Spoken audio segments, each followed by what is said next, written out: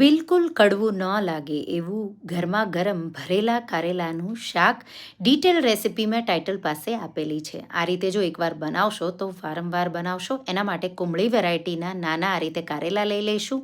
હલકો હલકો સ્કિનનો ભાગ પીલ કરી અને પછી આ રીતે વચ્ચેથી કટ કરી બિયા કાઢી લઈશું. એક પાણીથી ધોઈ એમાં હળદર અને મીઠું આ રીતે ભરી લઈશું. નાનો ટુકડો આંબલીનો અને આપણે એમાં પાણી ઉમેરી દઈશું અને આપણે એને બોઇલ કરી લઈશું. તો આ રીતે તમે એને બાફશો એટલે કડવાશ છે એ ઓછી થઈ જશે.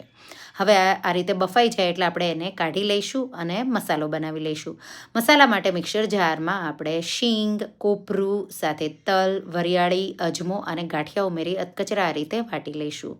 હવે એમાં હળદર, લાલ મરચું સાથે ધાણા જીરું પાવડર, ગરમ મસાલો તમારે ઉમેરવો હોય તો એ પણ ઉમેરી શકો. લસણ, લીલા મરચાંની પેસ્ટ, લીલા ધાણા, ગોળ, લીંબુ અને થોડું તેલ ઉમેરી આ રીતે મિક્સ કરી દઈશું. અને પછી આ રીતે મીઠું જરૂર લાગે તો એડજસ્ટ કરવાનું અને પછી આ રીતે તમારે બધા કારેલાને ભરી લેવાના. આ રીતે ભરી અને પછી તેલમાં તમારે હિંગ ઉમેરી અને આ રીતે કારેલાને સાતળવાના છે. તો આપણે ઓલરેડી બાફેલા કારેલા લીધા છે એટલે એને સતળાતા લગભગ 10 મિનિટ જેવું લાગશે. તો આ રીતે ઉપર નીચે કરતા જવાના કારેલાને અને તમારે એને સારી રીતે સાતળી લેવાના. થોડા આ રીતે સતળાઈ જાય એટલે મસાલો જે બચ્યો હોય એ તમારે આ રીતે ઉપર ઉમેરી અને 1-2 મિનિટ જેવું જ થવા દેવાનું.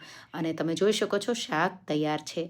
ગરમા ગરમ રોટલી સાથે આ શાક તમને ખાવાની બહુ જ મજા પડશે. દાલ રાઈસ સાથે પણ બહુ ટેસ્ટી એવું લાગે છે. તો એકવાર આ રેસીપી જરૂરથી ટ્રાય કરજો.